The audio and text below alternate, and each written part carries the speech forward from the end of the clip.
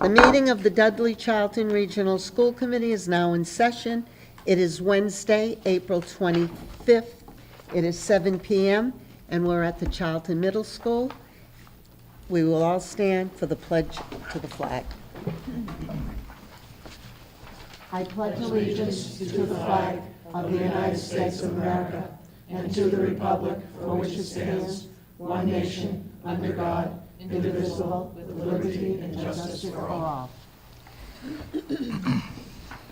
I am opening the school committee's public hearing this evening on the subject of the state-sponsored school choice program. And Mr. Desto, do you have anything? Thank you, Ms. O'Coin. I'll just make a brief statement, and then I will make my specific recommendation later in the agenda. For those who may be interested, we began participating in the school choice program a little over 10 years ago as a way of improving budget conditions. And over the years, we've continued in the program for the same main reason, although it's important to note that we've enjoyed working with some truly outstanding students through this program as well. A few years ago, we got to the point where maybe we would have liked to have backed off our reliance on school choice a bit, but the budget conditions simply dictated that we needed to continue.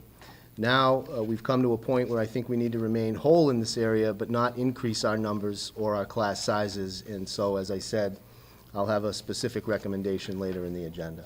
Okay.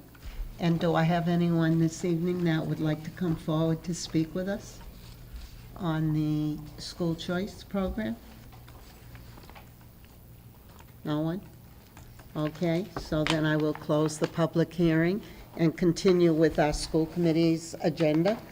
I will entertain a motion to approve the minutes of our regular meeting on Tuesday, April 10th. So moved. Second. Discussion? I actually have one thing, Mrs. O'Coin, on page 5. Under H, consideration of requests for non-resident enrollment, policy JF. At the bottom, it says Mr. Desto, I'm sorry, a motion made by Mrs. Cabala, seconded by Greg Desto. So I don't think Mr. Desto's second. Try to I sneak almost that had in. to. Almost snuck in the end. I don't know who that second was, Sandy, Not a but roll and a vote there. Claim to fame. check the tape. Okay. Anyone Good eye. else? Good eye. Okay, all in favor of the minutes? Okay, motion carries, it's unanimous. Citizens Forum this evening. Do we have anyone that would like to come to speak with us? Okay. This evening, we do not have a school spotlight, so we'll table that. Mrs. O'Coin, if I just may comment on that. Okay. The reason we don't have, a Heritage School was scheduled, but they're going to do theirs later because they have, I think everybody's familiar with the Wax Museum project that they do, which is so outstanding, and so they're going to do that later on, early June? Okay. Okay. Communications, Mr. Desto? I do not have any tonight, Mrs. O'Coin. And I do not have any. How about members? Anyone? I had one, but I sent it to Mr. Dester. We're going to talk about it on the superintendent's report. Okay. And just a little reminder, I had wanted something put on the agenda. It was the lighting, and we forgot to put it on, the lighting at the Charlton Middle School, the entrance. And I did confer with Mr. Desto this evening, and he said they're working on it. You can, if you want to speak to that. Thank you, Mrs. O'Coin, and thank you for saying we forgot when it was truly me who forgot. No, I really, I did. But I just wanted to reassure the committee that despite the fact that we didn't get it on the agenda this time, Mr. Packard and Mr. Rivera are working on getting quotes for both hard wiring and solar to light the end of the Charlton Middle driveway, which does get quite dark sometimes, so. Thank you. There's a little progress despite the fact that I forgot to put it on the agenda. Okay. Mrs. O'Coin, I sent in about the MASC meeting. Is this the appropriate time to discuss that, or? You can, or I think you had that under the superintendent. I also, I think this is the best time for it. Okay, go ahead. Absolutely. Actually, I'll just pass this out. So the MASC Regional School Subcommittee met last Thursday night, and there were several items that I thought were important to bring forward. One of them is we spent a great deal of the evening talking about the amendments that were being filed in relation to the House budget, and there was a focus on specific amendments related to regional transportation reimbursement and the commission to study regional school district budgets. All of the amendments got rolled into a consolidated amendment that went forward. The House has already acted on it. Regional school district transportation has increased an additional $1 million, so from the time it's left the governor's budget, it has increased, and I know Mr. Matthew will probably fill us in more about the numbers. The disappointing piece was Amendment 31, which was to establish the committee to study regional budgets, was not included in the consolidated amendment and did not move forward. The support behind it was based on party lines. Our two representatives, Representative Durant, Representative Frost, were both in support of it, and I had contacted both of their offices on our behalf on Friday. But the effort on that right now has failed. The Support Mass Regional Schools, which is doing the strategy to support regional school issues, is right now strategizing on the advocacy efforts that will be placed out for people to act on as the budget process moves to the Senate. The real caveat of the night was the information that there is actually $2 billion in tax incentives that have not been utilized, and is available for people to work with their legislators for items that might not be funded in any other way. We've been encouraged to consider things that might be small ticket items, one-time expenses that we could identify to our legislators to act on our behalf to add into the budget. So specifically, if there were capital items that we were looking for, I had a meeting with Mr. Matthew this morning, and I know he had a very good recommendation that I'll let him discuss in the Finance Director's report regarding looking at doing a feasibility study for capital expenses. But I think this is something that we should very seriously consider to try and act on very quickly, because this is one of those pools of money that's available. A lot of people don't know about it, and first in, first advocating for has the best chance of actually getting something from this. Additionally, Senator Bruce Tarr, who's the Senate Minority Leader, has asked State Auditor Bump to look at special education funding with the intent of looking at the expenditures for out-of-district placements and whether or not the return on investment is there. So that is another item that the state auditor would probably be reporting on. I do have intentions of looking at MASC, because I am on the subcommittee for special education for the state, to see if we can activate MASC so that we make sure that we have a voice at that table for that. And then finally, the new Commissioner of Education, Jeff Riley, was at an MASC event in Western Massachusetts. And two of his comments I wanted to share with you. One was that he stated that the era of education reform should be done, and we should be moving on from that, and our focus should be on how we should be defining success. And additionally, just as an FYI, they anticipate Accuplacer will be done within a year. No more. No more. So that's the update from the state. Thank you, Elaine. Any questions for Elaine? Okay, thank you. Now that brings us up to Superintendent's report. Mr. Desto? Thank you, Mrs. O'Coin. I would like to begin by letting you know that I received several positive reports about the CPAC vendor fair and meeting last night, and I know that, I don't know if it would be okay with you, Mrs. O'Coin, if Mrs. Rabbit reports briefly on that as well, because that was something that from 3 separate sources I got accolades about. I wish that I had had something to do with it, because then I could have taken some of the credit. Briefly, and I'd like to invite Mr. Bitar up, because it was through Mr. Ferrante and I had been talking during the year about the fact that the CPAC was something that was missing. I had heard that, it had been not happening. So he had started to do the groundwork. Mr. Bitar reached out to him to ask about it, and through the two of them, the three of us sat down and looked at how we could put it forward. So within the past couple of weeks, we put together a plan to reactivate, reach out to all the parents. Mr. Ferrante reached out to all the parents that had children on 504s, IEPs. There was a big social media campaign, and we came up with the concept of having a mini resource fair to entice parents to come. Amazed at the turnout. We had over 20 parents that were there. That was well represented by both towns. We had people there that had children from preschool to high school and a range of disabilities. And I'll let Mr. Vitar fill in on which we had sat there at the beginning. Mr. Packard will verify that I had no hopes of anything happening. But we sat there looking to see whether or not we would have people nominate for the board, to step forward to create a board. And we actually ended up having to create more positions because that was how high the interest was.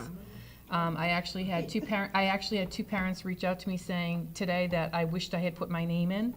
And I personally had a lot of feedback from parents that were really excited. The energy was very hopeful. It was very enthusiastic. People were very excited to put together a really robust calendar for next year. I'll just say it was a very positive event, and I'm so thankful to Mr. Ferrante and to Mrs. Rabbit for helping me get this CPAC group back up and running.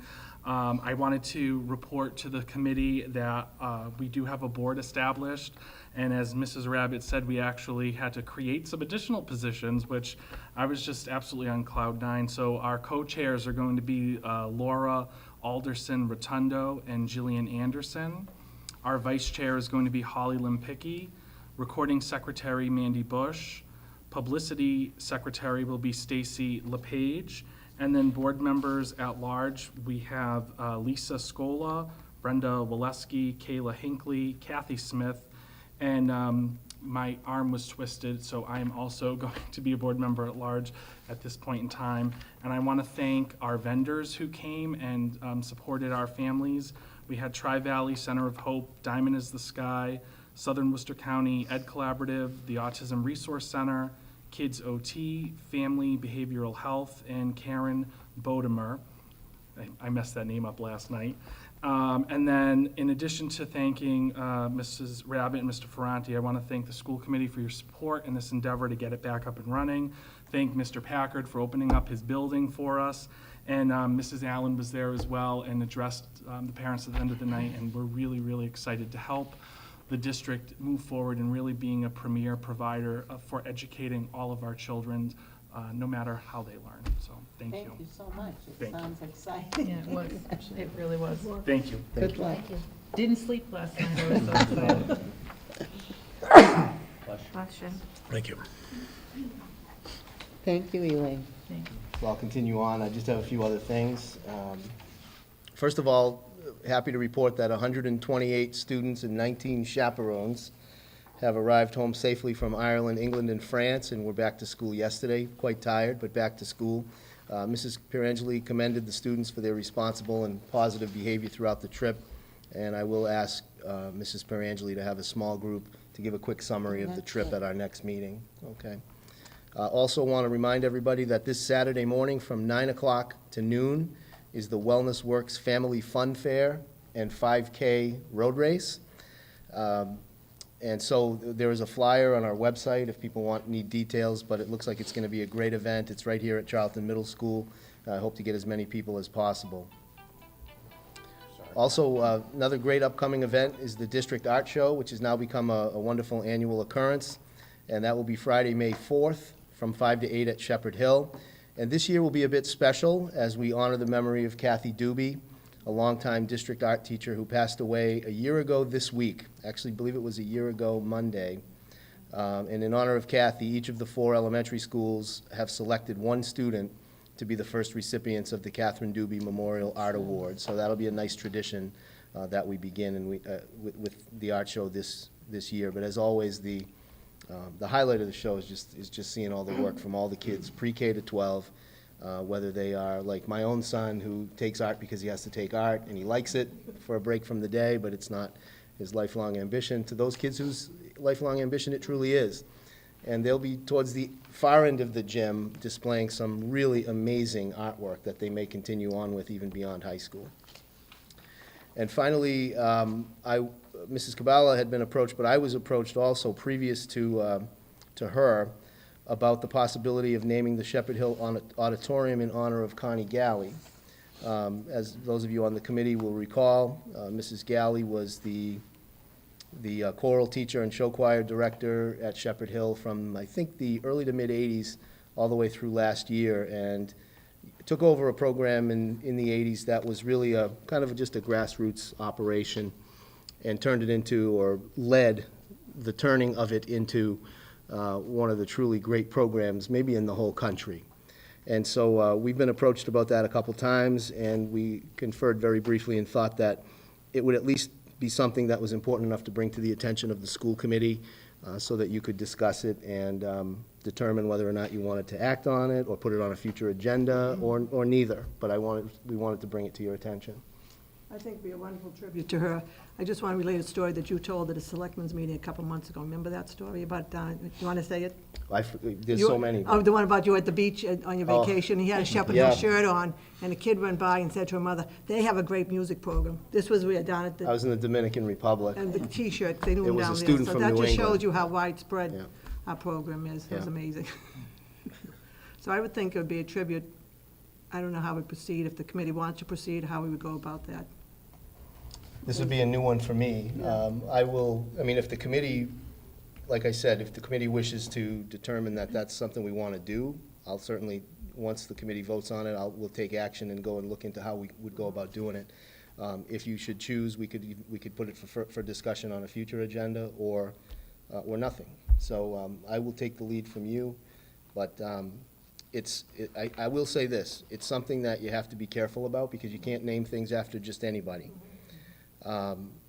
That being stated, this might just be a person whose impact in that particular area was special enough, and it should at least be discussed, I think. Yeah, I think we should discuss it to see the committee's wishes. Do you want to discuss it this evening or put it on a future agenda? Come back with, what's the feeling? Just a question, really. I think it's worthy of discussion, and we might need to put it on an agenda item so that we can do some research, but we do have a field that's named after a previous superintendent, so Yes. what type of action or things did you have to do at that point in time in relation to that piece? That was student-driven. That was Students came to student-driven? us. Yes, and Yeah. the Canavan Library, if you didn't notice, Shepherd Hills Library is the Canavan Library. Have you ever seen the plaque? No. Next time we have a meeting, check the It sign. is, yeah. But, and that was Mrs. Beer was instrumental in starting Right. that. But And other than that, we took a vote on Right, it, but but we they were the didn't ones- really have anything formally as a we don't have committee. a policy or anything like Or a that. policy. They came to us Right. and we did agree, just like now Kathy, Yeah, I was- someone approached Kathy. on The this. auditorium doesn't currently have any name associated with it. No, no. I think we need to be careful, as you said, about setting a precedent for naming things throughout the school district, but I do think that Mrs. Galley has made a significant contribution to the district, and it warrants Yeah. some discussion. Right, and I'm in agreement with Mary too, that we should be careful about naming different things because we can't just, there are so many people, but I agree with Mary and Kathy that Connie, I think, did really contribute a lot to our district. It's definitely the most well-known Right, program that we right. have, so. And I'll just add that working across the hall from her for 3, and really still kind of working across from her now, because she still does contribute a little bit, she did it all with amazing grace and, just as a terrific role model. So I wasn't there in the early years, and a lot of coaches, they mellow as the years go on, but. She added more groups. She kept adding. And that's the thing, and there's so much that she and everybody in the music program have done over the years for no pay, without asking for additional money, that have made us what we are. And I think she works 7 days a week here. No question. I mean, she'd be here on Saturday and Sunday. No question. So So just- maybe we'll, I'm going to make a motion to instruct the superintendent to look into the procedure for naming the auditorium after Connie Galley and come back with information at the next meeting. Okay, sure. So we'll put that on the next agenda. Does anyone second it? So, any more discussion on it? Just, I would just be able to like to make sure that we reflect in our minutes in the future, the reasons why it was substantiated, so that we can avoid any possibility of over, interest in naming things. So that would be part of what I would be Yeah. looking to have you come back and say, based on On these this, X, right. Y, Z Yeah. contributions that were, Right. above and beyond, this is the reason why we moved forward Right, with we can always say, something like if you that. want that building named after you, you just do what she did. Right. $20 million, that's Or write a big check. But, I can look into whether or not some districts might have policies about, I know that next Well, door at but- Bob, there's a Jackie Pugliafico auditorium, because she was their music director Right. for years, and and we they beat did it. them, So, what? and we beat them. See? We're behind the eight ball. But no, I think it's a worthy tribute. I think it's different from other departments, because the auditorium is like her home, as opposed to you just come and go. I mean, she's there, that's like her second house. So, All right, so I'll look at yeah, whether there are policies out there. I'll look at what procedures we might undertake if this Right. decision is made by the committee, and then we'll do it on the next agenda. right, that sounds good. Good. Any other discussion? Seeing none, all in favor? Motion carries, it's unanimous. And that's all I have, Mrs. O'Connor. Okay, thank you. And that brings us up to the student representatives report. Rebecca? Hi. I know you said, I know like we kind of concluded that thing about Miss Galley, but being a part of the music department for 4 years, I would just like to give my 2 cents, if that's all right. Certainly. So knowing Miss Galley for that long, at first she definitely was pretty like intimidating because of all like the power she had and just like the confidence she exuded every day because she really knew what she was doing. I think for not just the students here, but for like alumni who Miss Galley has really impacted throughout their entire life, it'd be really great for them and also us to just, and for her, because like you said, when she's at Shepherd Hill, she's home. Like she knows what to do. It's like her territory. Like she knows how to do stuff her way. So I think it would be great if that was given to her after all the work she's done. So Thank you, Rebecca. you're welcome. One vote. Yeah. So what I have is a couple weeks ago, a Shepherd Hill senior, Sophia Sharappa, she achieved her 100th hit in her softball high school career. And she has been, like, from what I've heard and what I've seen, she's been, like, an amazing sports player. Like, that's definitely her passion. She's been in varsity softball for all 4 years and is one of the captains. So congrats to her. That was really great. And Shepherd Hills Drama Club performance of It's All Greek to Me is going on this Friday and Saturday, which is basically just like putting comedy towards like Greek mythology, which is kind of funny. I haven't seen it yet, but I think I'm gonna go just to like see how they do it. Yeah, and their hard work is like it shows during all their shows during like winter and spring. So that's gonna be going on this week, and that's all I have. And I was gonna talk about like the NHS, like how they're going to the health fair, like I'm going there this weekend, so I'll be back. And then also the art show, like NHS will be helping out too, as well as some Tri-M Music Honor Society students. So we're all planning on just coming together and helping out in the future, so that's all I have. Thank you, Rebecca, for all the updates. You're welcome. That brings us to new business, FY 2019 budget. Mr. Desto.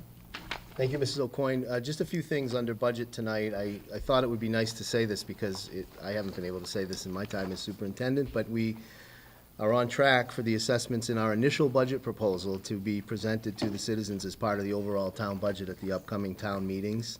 So that's terrific news. Again, you can't say that without again thanking the citizens of both towns for supporting us. And the town meetings are both on the same night this year. They're both May 21st at 7 p.m. at the usual locations, here at Charlton Middle School for Charlton and then Shepherd Hill for Dudley. Now, meantime, the state deliberations continue. Mrs. Rabbit touched upon this briefly earlier. The House budget is in, minus the amendments, and the Senate is working on theirs. I will ask in a minute, if it's okay, Mr. Matthew, to, under this item, to explain what the House budget looks like for us. But before I do, I just want to say that in the final analysis, as Mr. Matthew said in his report, we've talked about this a lot, and we think it's prudent, and I think the committee probably agrees, to make no definitive changes until the state budget is finalized, because we've kind of learned our lesson from that.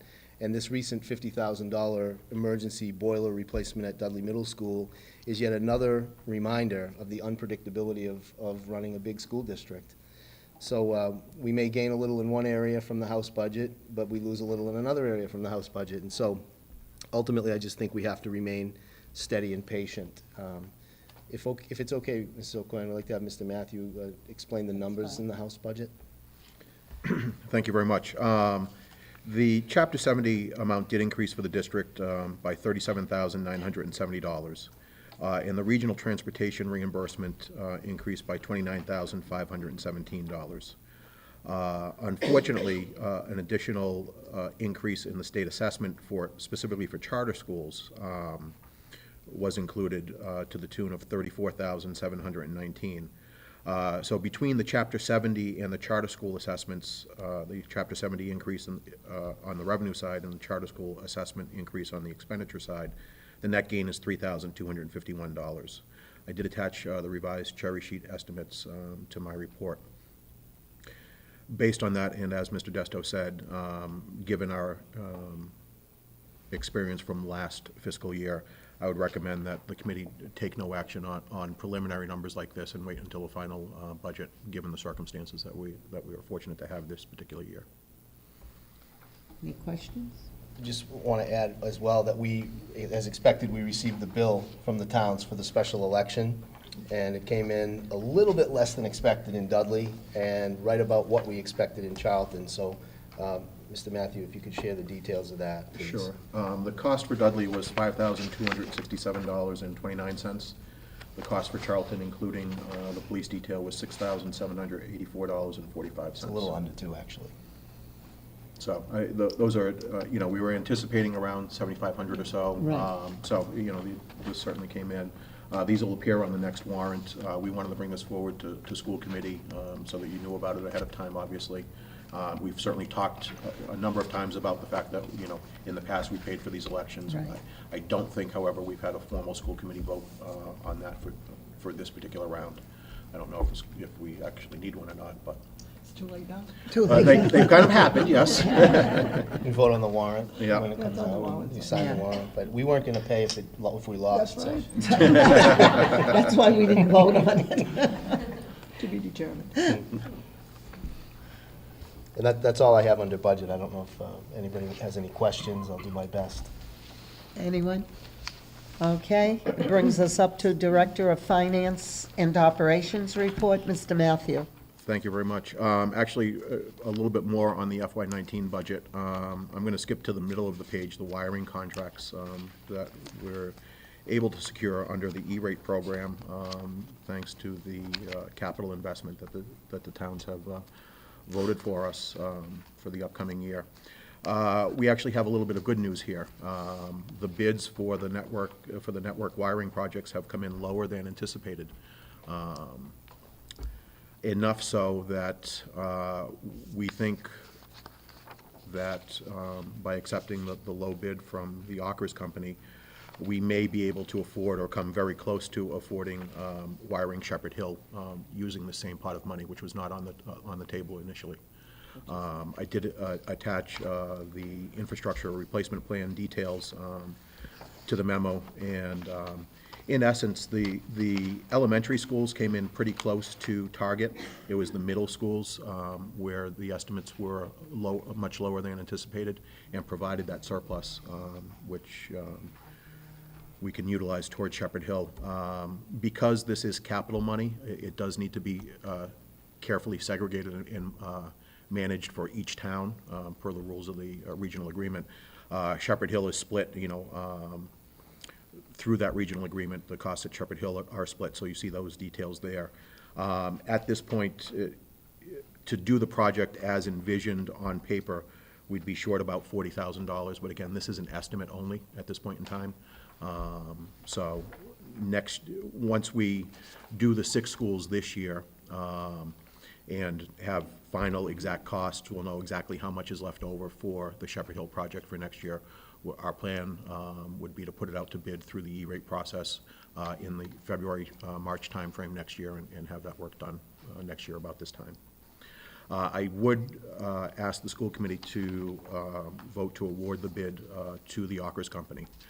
There were 2 bids that were received for the 2 projects. Both were lower than we had anticipated, but the low bid came from the Ockers Company. Given the importance of this and making sure that the company was able to live up to its bid, we did a lot of due diligence, including reaching out to a number of their, not only their references, but I also reached out statewide on the Mass School Administrators listserv to get some feedback on the company, and everybody had very good things to say, except for one project where they were a little slow on the punch list, so it's something that's good to know ahead of time. So I'll entertain a motion to award the bid to Ockers Company. So moved. Second. Okay, discussion? When will they start, once the bid's accepted? Well, we don't have a budget until town meeting, so that's the first hurdle. The second hurdle is Mass General Law allows for a school district to order things in advance of the budget before July 1st. I have the question out to the auditor about actual physical work, because it would be ideal if they could start before July 1. Don't have an answer yet back from them. So we know that there's going to be some work done while school is in session. We just don't know if it'll occur in the springtime or if it'll occur in the fall. Do we know how long the timeline for the project will be once they do start? Ockers is looking at either 2 or 3 crews coming to the district, so it depends on the manpower that they put in. Based on their estimate with 2 crews, they certainly would need all of the summer to get 4 buildings done, and then there would be 2 buildings that would be, done during the school year. But not during the school day. Not during the school day, no. Any other discussion? Eli? A question, if they're working in the schools after school hours, does that impact our costs for custodial staff or something for somebody to be here in the building, or will they be working like 3 to 11? They'd be working on our time frame. Okay, All quarried as well. Yes. okay. So we do, I'm just thinking middle schools are very Sure. active at night. Oh, yeah. Mhm. Any other discussion? Seeing none, all in favor? Motion carries, it's unanimous. Thank you very much. A quick update on First Student. First, I do have a contract here for signature for a school committee to enter the agreement for at least the next 3 years with First Student. Secondly, I did meet with them about implementing the First Parent app that we have discussed and want to go forward with. As I indicated in my memo, getting the software, the name of the software is Versatrans, getting that up off the ground is a time-intensive effort. And it's my recommendation to the committee, although I hate to recommend that we spend money for an outside consultant. In this particular case, I think it would make sense to hire an outside consultant for the first year to get the project started. That would give us our best chance for a successful launch, starting with the upcoming school year. And obviously, we would prefer to have this in place for day 1 as opposed to day 50. There's no difference other than the 49 days, and making sure that we start, again, it would be nice to start with it if at all possible.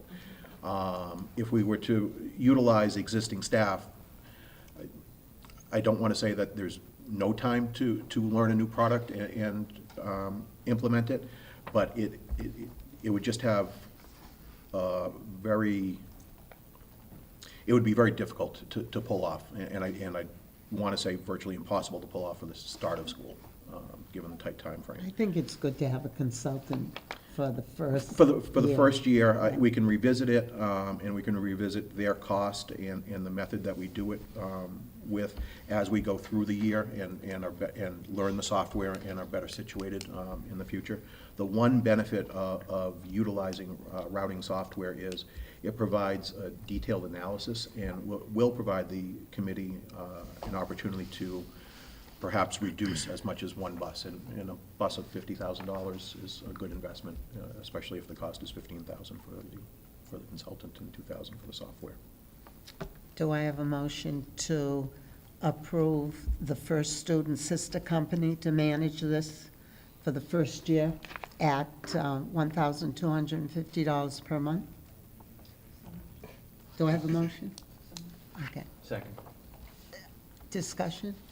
Couple Elaine? questions. With this type of software, does that expense, is that a year-round expense, or is that a school year expense? No, it'd be for 12 months. It would be 12 months?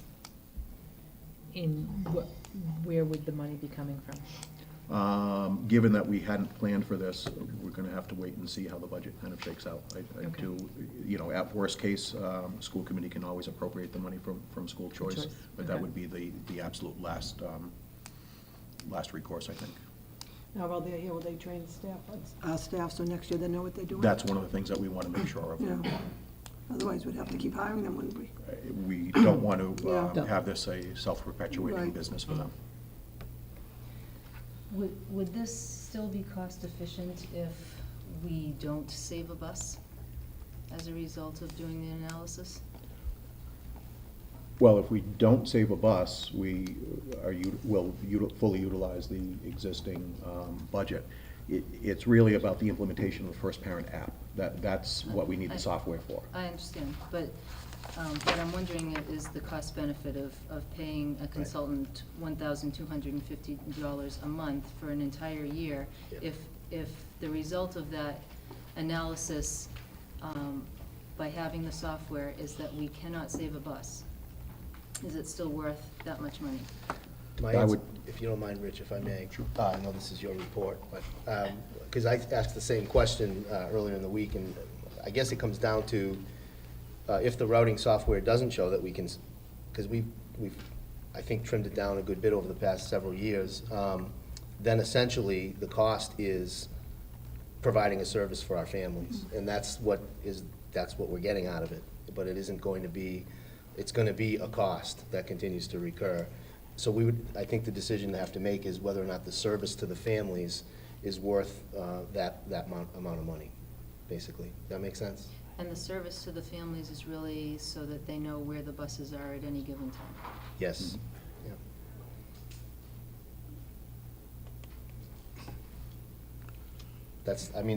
Ultimately, that's the decision, with the hope that we do learn that we can be more efficient and maybe save a lot of money that way, but there's a chance we're not going to learn that.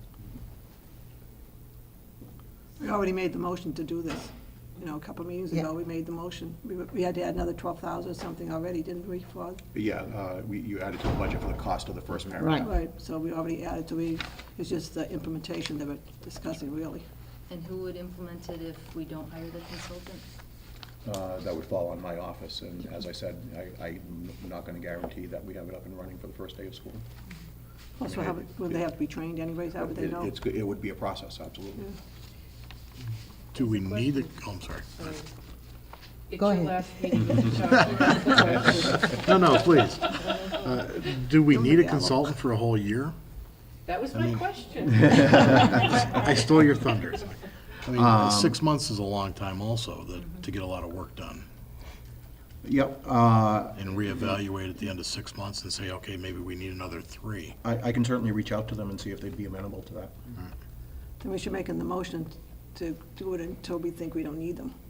To do it Because we for never a said how long we were short, doing it for, you just said per month. Right, So right. we should per put in the month, I think. motion until which time we can take over the responsibilities or something. That's fine. I think that should be in the Right. motion, whoever said it. So does she need to withdraw? Can I just Amend. ask one more question? Yeah, and we'll do it again. And we could do that. So the analysis piece of this is something that we can ascertain just from the use of the software? Or do we actually need them to create some kind of analysis report of how this operated over the course of the year? what we need is their expertise in getting the software up and running. Okay, Once we have that and we have some training, then we can, do it yourself. Okay, so I agree that where you're going. Well, she has to withdraw. the We motion. didn't really say any limited time. No, but I think we should put it in there definitely, because they might say, well, yes. We did, it I just think- says but I per think- month. I think we should spell out Until- which time. until we are ready- which- which time we were able to assume the responsibilities. Is that Yeah. your motion? That will, until which time we will assume responsibility. We are capable, we should put capable, right? That would make sense, yes. Yeah, We we wouldn't can. want to take it over and have it. But does that leave it open-ended Okay, to be so longer than a year? we did withdraw Okay. the second, and you're going to make it again, that with What- Sandy, repeat what we want added to it. First Sisters, we're going to get the consultant to, we're going to engage First Student Sister Company to manage this completely for the cost of $1,250 per month. Until which time, Until such Until- time. until such time the district is capable of assuming the responsibility. Okay, Which could With be the longer least- than a least year. amount of time possible. can be whatever, Well, we- 1 month, 10 months.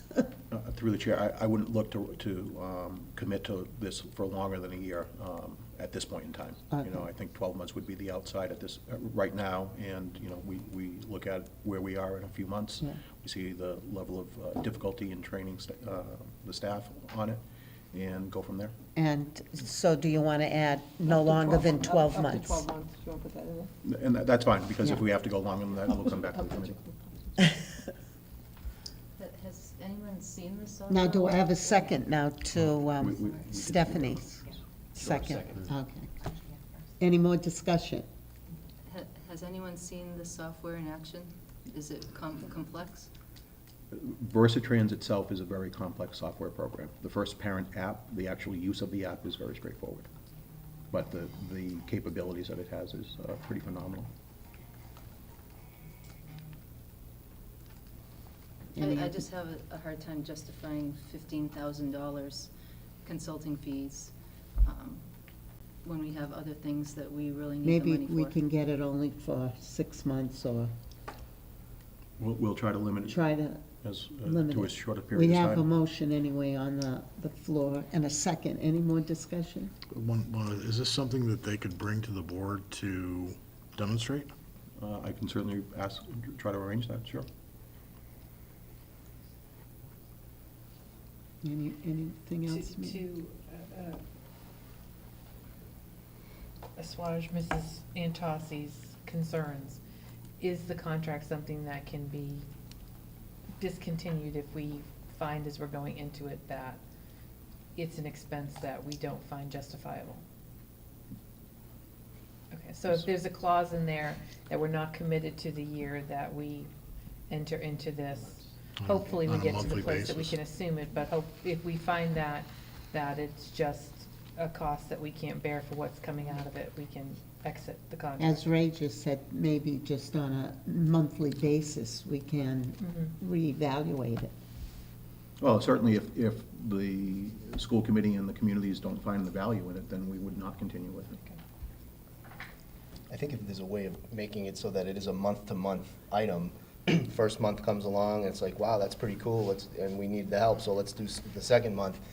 You know, if we knew that we were only committing to, you know, a couple thousand instead of knowing that we had to go all the way out to 15,000, I think that it would be better, right? Yeah, If we- if we we- could just do it in pieces Right. instead and stop Right. whenever we need to stop. And cancel when we want to. But there is a month to chance, month. I don't know, maybe you know, Rich, that they may not do that. They may say, no, it's a minimum of a year, and if that's the And case, then why we don't we can bring do it it. back to the committee? That's exactly Instead right. of committing to Yep. it. So we'll do it on a monthly basis. And if they can't, and they've got some other idea, then you'll have to come back to us. Honestly, I think the best thing for me to do would be to go back and find out the exact parameters that they're willing to work under before I have the school committee vote on this. There's no reason to have conditional All votes right. and 7 Withdraw- different motions withdraw, and all of that. and I withdraw. motions withdrawn. I don't That's know. good. I don't know, maybe it's good to have the motion to know that we don't want to We'll I will wait, refer them but to the school I committee think- tape. I think Yeah, see it's the better tape. for you to go back and then really get more information for us. Can I second a withdrawn motion? That you can do. All right. And the last thing, even though my report indicated that I had no donations at the time that it was written, I did receive an email about donations for the 5K. Crave beef jerky, product samples of their jerky products and polar beverages. 8 cases of seltzer and water will be donated to their Saturday's Wellness Fair. Beef jerky, wellness. Actually, it's probably, It's high organic. protein, and, yeah, Wash keeps it you down with a energy. Polar soda. Okay, I'll entertain a motion to approve. So moved. Second. Discussion? Seeing none, all in favor? I didn't want to repeat them. Always leave them laughing if you can. Nobody I just have a question about the Right, net that's what I- metering. Did you get it Right. from the net metering? And we want to check, make sure they pass. The contract did meet muster with So you signed legal it. counsel, so we are engaged in that. Okay, good, thanks. I'm sorry, Catherine. The net meter- remember the net- Seaboard solar? Yes. Yeah, because we're supposed to So check that was on it. signed? Rich, that concludes Yes, the that's report. Thank you, Rich. That brings us up to consideration of requests for overnight travel, policy IJOA. Mr. Desto. Thank you, Mrs. O'Coin. So this is a good bit of distance in the future, but the Shepherd Hill Chorus Program is requesting the committee's approval to travel to Orlando, Florida next March, the 22nd through the 26th of 2019, to compete in the Heart of America Festival, which is a new festival on the circuit. It will be a group of approximately 115 students, plus chaperones who would travel by air at an anticipated cost of $1,700, which would include the transportation, the accommodations, the festival admissions, along with workshops, sightseeing, activities, and food, so the whole shebang. Of course, that is a high price, and everybody realizes that, so the show choir will work with families in need of financial assistance. So I'm recommending the committee's approval of the trip tonight to enable the plans to move forward at this time, with specific chaperone names to come at a later date. Okay, so I'll entertain a motion to approve the overnight travel to Orlando, Florida. Second. Discussion? What days of the weeks are those, 22? Um, 26? They must be missing some school, right? There's I think they're. little, yeah.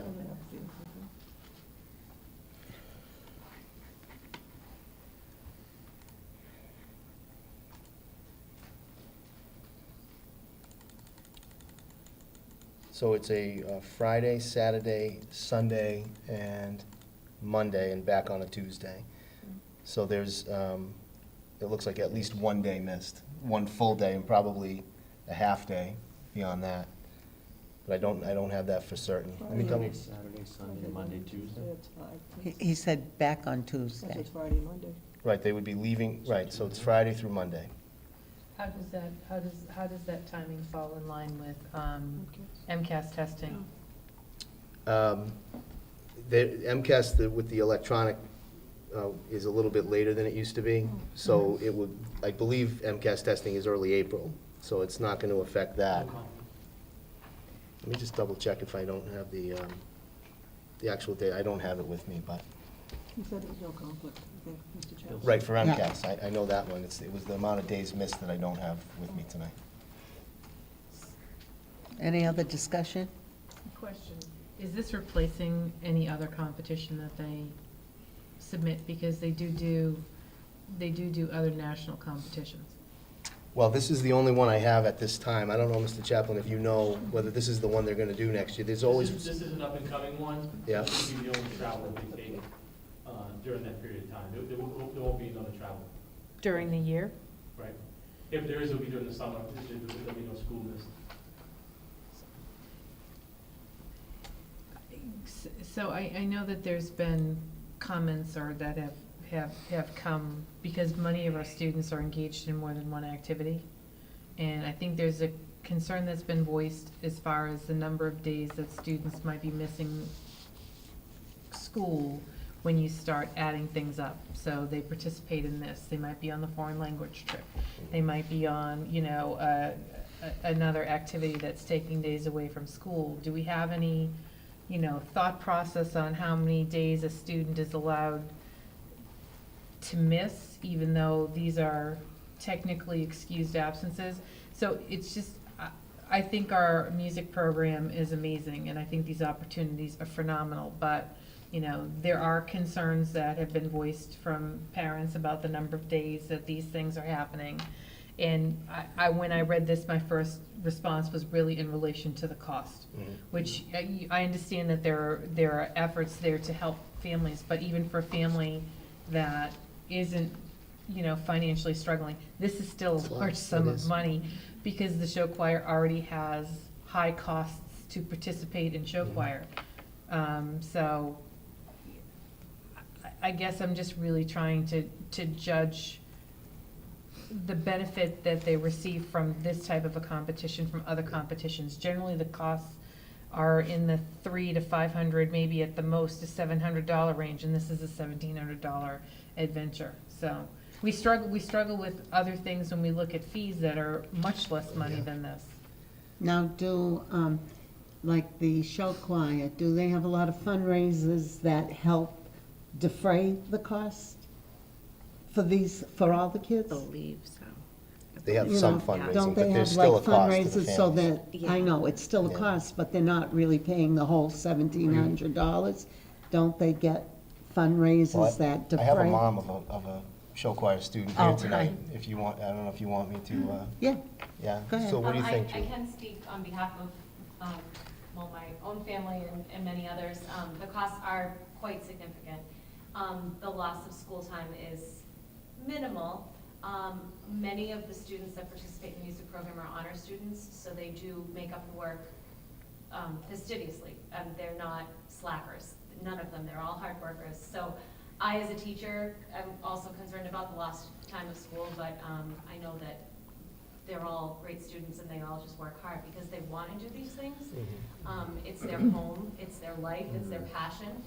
As a parent, the cost is exorbitant. I mean, this is huge for us. I mean, it's on top of costume fees and competition fees and all the other things that are wrapped up. It'll be probably a $3,000 bill next year when it's all said and done. But well, do the kids have fundraisers? we do have fundraisers. We participate in Gillette Stadium. We do fundraisers through that. Any parent that goes and participates gets a $20 credit per student. The students are allowed to participate when they're 16 years old. It's capped at $100 per student. So I could raise $100 if I went 5 times. My daughter could raise $100 and so on and so forth. It's a lot of time commitment for that. We do magazine drives, what else do we do? Apparel, we do concessions and things like that at our competitions. Our home district show, that's a huge event that we do. But, the fundraising is based on your own participation, really. Right. So however much time and effort that you put into it as a family, that's what you get out of it, so. But we all commit to it because it's worth it for our kids, so. So it says 1,700, is that what you have to pay after the fundraising, or do they put the fundraising towards that 1,700? You can fundraise, towards that 1,700, but, and the 1,700 is not the total cost for the season. That's just for that trip. Right, So, yeah, that's what I mean. you can fundraise. I'm sure that there'll be lots more, so watch your sidewalks and doors and all the mailboxes for all. She just said it's about $3,000 in That's what all, I've with been told. everything, With the yeah, clothes and total. Yeah, with the cost. That is a lot. It is a lot. So, That's the first thing I think of. Because I feel like the days, if there are a few days missed from school, for the experience that they're going to get on most of Right. these kinds of trips, I think it's worth it. The cost, I do worry about. Just speaking as a parent in fundraising activities, it's just another way of me having money coming out of my wallet under Often. another name. Because, we really, are one of the main contributors of that fundraising effort. So I'm just, I appreciate and really enjoy the work that the students do with this. I know it's a very dedicated program, not only with time and commitment, but it's a big financial commitment, more so than any other activity that our kids participate in. And I just really, this ramps everything up for the music program parents, the fundraising activities, and the costs. So it's just a concern that I have, that is a lot of money for any family. I don't disagree with you. I just, Yeah. at the end of the day, if I had to choose, I say, it's worth it to give the kids the opportunity to do this, but it's definitely a lot of money, and there's no question about it. Just a follow-up question, because I wouldn't know an answer to this, but is there any type of grant funding or anything like this that's available to substantiate the costs, contribute to the costs of this Not that I'm type aware of of. opportunity? I've never heard of that, any grants going to this type of thing. No. Any other discussion before we take a vote? Okay, all in favor of approving the overnight travel? Okay, it's unanimous. Thank you. Consideration to establish summer reading program for at-risk readers. Mr. Desto. Thank you very much, Mrs. O'Coin. So included in the package was a proposal from Director of Curriculum Lorinda Allen for an exciting new program for our young at-risk readers. If it's okay, I would like to ask Mrs. Allen to come forward and say a few words about the proposed program. And I'll talk a little bit about the cost after, so you don't have to worry about the cost part of it. Sure. Okay. So one of the things we've talked about for a long time is getting our students in grades K through 3 really solid with those reading skills, because it impacts everything along the way. And we've done some curriculum work, we've gotten that in place, and one of the things that has been missing is that summer piece for kids who are struggling readers. And certainly parents do what they can at home, but we want to just provide some specialized instruction. And currently, in checking with the reading specialists and elementary principals, we have between 10 and 20 students at each grade level who are in what we call, based on our benchmark testing, either urgent intervention or intervention. And that encompasses both special education students, Title I students, general education students, ELL learners. We haven't separated them out by subgroups per se.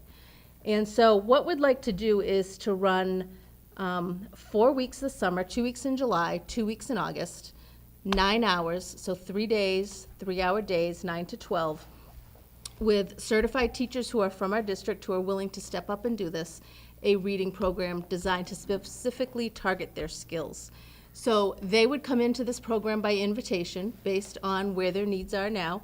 The teachers would come and be able to see their records, know what specific skill gaps they have, and then target the instruction in small groups of 5 or less to those specific skill gaps. And the hope would be that we can, again, address the phonics, the reading comprehension, the fluency, and a little bit of the writing, and close some gaps and definitely keep them from regressing over the summer. So that's kind of the main goal that we have with that program. So I'm happy to entertain questions. Anyone? How many students would you, at this point? With the proposal I wrote, if we had 16 teachers, we could do cover 80 students. And but that's, again, keeping them in small groups of 5 or less, because we really think those small groups are critical to being able to give them that specialized instruction to meet those And reading being a needs. summer program, how many do you think will participate? That's one of the things that Mr. Desto and I had talked about, because at this point, I have not proposed anything for transportation. It's the first time we've tried it. So I think, again, it's going to really depend on parents and working parents and summer schedules, and, are the students in a daycare setting, or are they with parents that can bring them, or grandparents? A 9 a.m. drop-off, a 12 p.m. pickup. It'll be interesting to see. We're not opposed to transportation down the road if somebody's got an interesting idea for that. But again, it just was trying to keep the funding low to initially get it off the ground and have something in place as a pilot program. This is, to me, a very exciting opportunity, and it's going to be new, and we're not going to do it perfectly the first time, but I'd like to see this become a tradition in the district, because I think we all agree other than the health of the child, I don't think there's anything more important than reading. And, in talking so let me just talk very briefly about the cost. So if the cost is approximately $5,760 to run the program in its entirety, we can cover all but 1,044 of that through grant funding that came in a little bit higher than we had thought it was going to initially. That 1,044 can either come from the operating budget or from the John Pear Student Support Fund. It's a perfect use of that money, and, you know, I've spoken with Renee, John's wife Renee, about this many times, and she is, not to say that we need her approval, but I think it's important that she knows where this money is going. And she'd be very excited about the opportunity for kids who struggle with reading to have an opportunity to read to work on that in the summer. So we can take the $1,044 from there. But in addition to that, because there have been substantial donations to that fund, we might be able to help with transportation if that's a barrier for a lot of kids as well. What we cannot do is pick up kids from all over the place, because we have a huge district. Right. But we will probably be able to help some, you know, whether there be a central drop-off pickup point or something like that. So we're real excited about it. I think it's a great opportunity for our kids. We all know that oftentimes students who struggle in this regard, what do they call it over the summer? The brain drain. They're oftentimes not reading in the summer, and so in addition to struggling even during the year, they're getting away from it for 2 months. And so I think it's huge, and I give it my highest recommendation for approval. And I like the idea I too. agree. But you have to really make sure that it's going to be a fun time. Well, a that was fun going to be my learning. other thing that I mentioned, because I neglected to do that first, but we have tentatively planned a pirate-type theme. So all the activities will be worked around that, and again, to make it something really fun. And you can see sort of the breakdown in the proposal of how the day will be spent, because those 3 hours are going to be going fast, and it's not, you know, we don't envision it just sitting as a desk. You can practice phonics skills through various group work, through, you know, games, through things on the smartboard interactive, so And using a lot of different Even like, techniques. you could have a few field trips Absolutely. and snacks for the kids and, Absolutely. So, because, hold on. go ahead. So obviously, we know who we're targeting in this. Yes. Is there a way we can reach out to those families and see if the interest is there, or what the? So what my holdup would intent be? was if you approve this evening, is I would like to be able to send personal invitations to those families in working in conjunction with the principals and the reading specialists who already have those established relationships with the parents. And one of my thoughts on it was to put, you know, love it, I'll come, I'll bring my child, and also, I'm interested, but I don't have transportation. That's And that what would I at was least saying. give us a sense that, and we may have those that say, no, I'm not interested at all, that, you know, their philosophy might just be summers off, and, Or you know, if not we'll wanting respect that to, as what well. would be the reason? Exactly. Okay, great. I'll make a motion to approve the summer reading program for at-risk readers. I'll second it. Discussion? Any more discussion? Are you anticipating that all of the students would do every week or just 1 week? I would like to invite them for every week, and again, I'm sure family vacations and such, we would rather have them as much as we can have them. If they say, oh, we're gone these particular 3 days in July, okay, we'll come the rest. That's better than not having you there at all. Okay. My other question is, I see the daily schedule is kind of set. You have to kind of work your way through the schedule fairly quickly. But you're working in groups of 5 and trying to differentiate the learning. So how Yes. does that work with the schedule that you're So proposing? again, when we determine the groupings and who the students are, working with the reading specialist to find out, so it may be, you know, we tentatively broke it into grade level, but it might be, okay, these kindergarten kids and these couple first graders have the same skill set that there's a gap in. So we may put them in a group for the phonics. So there'll be some flexibility in the groups, which is the other reason we want them all at the same site, so a Dudley site and a Charlton site. And then again, the other thing we envision is a lot of learning centers, a lot of being able to move around. We've got 2 kids working on a center here that's specifically teacher-directed, and the teacher has maybe 3 other students that she's doing a guided reading with, and then we rotate. So it's very similar to how a teacher would run their classroom with 25, but now you have a much smaller group, so I think they can really target that instruction. Okay. My other question is, how does this fit into the reading program that we're using during the year? It'll layer right into it. So the phonics program that we're using now is Project Read, and the past year and a half, they've been using it consistently in K-3. We're seeing some great results with that, with the consistent use of it. And so that'll be the nice piece with that. They can have the same consistent language. Some of our teachers, again, knowing the students, they may have specific tier 2 interventions that they've used with the students. And so that may be something more appropriate. So again, it's going to be really tailored. It'll be the curriculum we use either in the gen ed or the sped settings, but it'll be tailored to whatever those skill gaps are. So it's hard to specifically say we're going to use X, Y, and Z until we know what gaps we're targeting. I mean, does that kind of give you the information you're looking for? It does.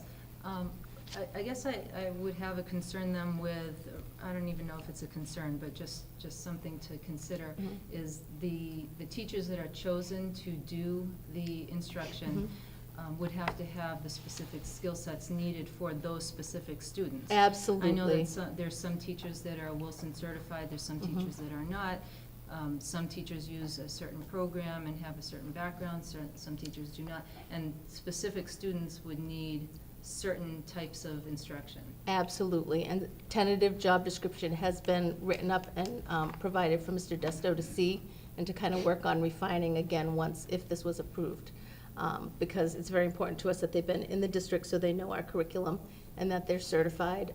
Certainly reading specialists, special education teachers, those people that can really fine tune the instruction would be, given preference to these positions. And I think it's important for the kids to have the same language during the year Absolutely. as during the summer, as you're Absolutely. saying, because I've seen through the years, and I think you and I have talked about this in the past, where if in one grade they're learning with a Wilson instructor, and the next year that teacher does not have that training, it's a totally different language, and the child is the one that has to adapt to that, and it's Right. a drawback. And that's one of the things that we've really been working hard on at the elementary levels in the past 2 or 3 years, is really getting all that language aligned, all the programs aligned, being sure we're all doing things the same way. Thank you. You're welcome. Any other questions? I have a question. Are you envisioning each teacher having their own group, or are you envisioning co-taught classrooms because you're having multiple activities going on at a time? Again, I think it's going to depend on the needs of the students. So if we have 5 students that all have the exact same gaps, one teacher can perhaps take them. But if we have 5 students and some have a gap here, some have a gap here, then that may need to be not necessarily a co-taught class, but a flexible class. So I might have a group of 5, you may have a group of 5, and we might switch. I might take 2 of yours and you may take 2 of mine that have the same skill needs for phonics. And then for reading comprehension, we might switch them back because they're grouped different for reading comprehension. Does that kind of make sense? I'm having a little trouble envisioning this. So I'll ask the more important Sure. question, which is, how are you going to measure the students at the beginning of the program and the end of the program to demonstrate what kind of results this has provided? Yes, so when they'll come in, they will have already had their spring benchmark assessment. So they'll have the STAR reading assessment, and often, some of them will have other various classroom assessments, and they will all have the Project Read end of the year unit assessment, which will tell us specific gaps in phonics. So they will have that to begin. And then each week, we'll do those same benchmark tests.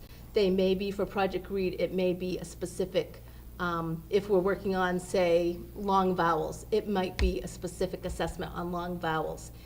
That's from the Project Read curriculum that gives us our list of mastery and when they can move on to the next step. So they will be benchmarked each week during the program, and then at the end of the program, they'll also be given that same STAR assessment again, the Project Read assessment, to see what they've gained.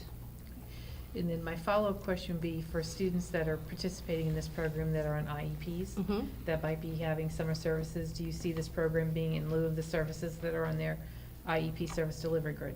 Mr. Ferranti and I have talked a little bit about that, and we don't see it necessarily being in lieu of. I think it's going to have to be a conversation based on what the child needs and based on what their IEP and the parent feels like. It's going to have to be a conversation. It's not going to be, a one or another. Some kids may need both, depending on the timing of how that works. Thank you. You're welcome. Should we put in the motion that we're paying for it out of joint peer fund? If As that's what opposed the to- committee would like, yeah, so the motion should be to approve the program at a cost We'll of add that to the motion. utilizing the John Pear Fund for anything it isn't grant funded. Sure. Okay. Any other discussion? Just a question. Can we find out what that grant was for? Yes, it was the 240 grant? Yeah, there's additional, sorry, No, that's okay, yes, please. You know it better than I do. there's additional money that came in on the 240, so we just put that aside directly to do this program. And there's a portion of that that allows us to use the monies for coordinated early intervention services. Can you just So- explain what the 240 is for those of us who Sure, don't? so the 240 is a federal grant that is used for all types of educational services, predominantly for students who are identified as special needs. But this grant does allow us to use a portion of the money for coordinated early intervention services for anyone that falls within our learning agency. And so this program would fall within that percentage for that. So it's not being taken away from any student with special needs. No. It just happens from time to time. I think everybody knows that, you know, a grant will come in and they'll say, oh, well, there's an extra $3,000 now. Or, there's not going to be the $3,000 you Right. thought there was going to be. Right. In this particular case, we got a little bit lucky, and it was a great opportunity to capitalize on this idea that we've been kicking around for a while. So just a question on the 240 grant, what's the calendar or fiscal year for that grant? Does it go in June 30th, because this summer program would be after that? So is this a January to December grant, or is this a July 1st to June 30th grant? Mr. Matthew knows the answer. It's actually a 2-year grant, It's a 2-year eligible grant. for 27 months. Okay. We're good. Thank you. Through the chair, Mrs. O'Coin, if I may, just clarification from my perspective. Mr. Chuck, you had asked about transportation. Do you want that information just at the end of the program? Would you like me to come back, say next meeting with that information so you can decide about the transportation You'll piece? have to ask What do you everybody prefer? else. So I just want for It'll take a while for clarification you to when you get the need that information information. anyway. Yeah. It takes you- Exactly. So as soon as Yeah. it's available. When it's Okay. That available, would you be can, probably Okay. June or something like Sure. that, before you can get that info. Okay. If you could give us an update on what you anticipate the program to be for enrollment and Sure. needs, I think that would be great. Okay, sure. Thank you very much. thank you. Thank you. Thank you, I appreciate that. So we have a motion and a second, and any more discussion? Seeing none, all in favor? Motion carries, it's unanimous.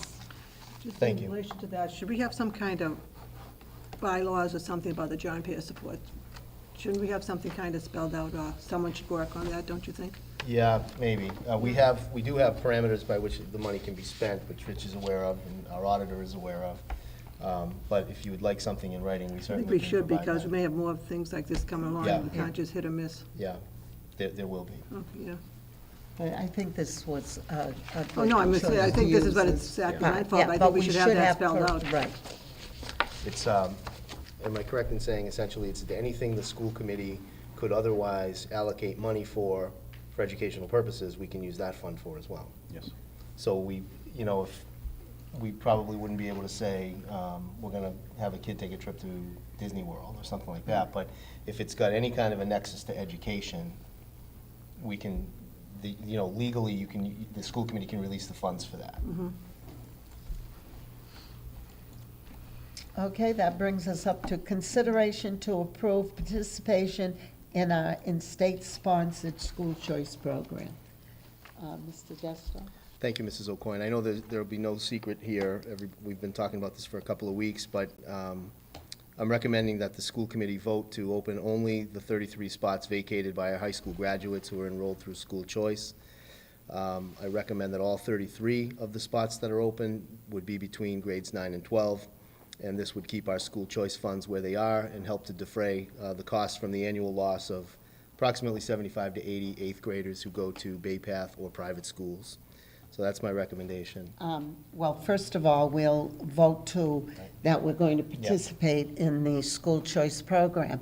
I don't know if we vote on what we opened up the last time.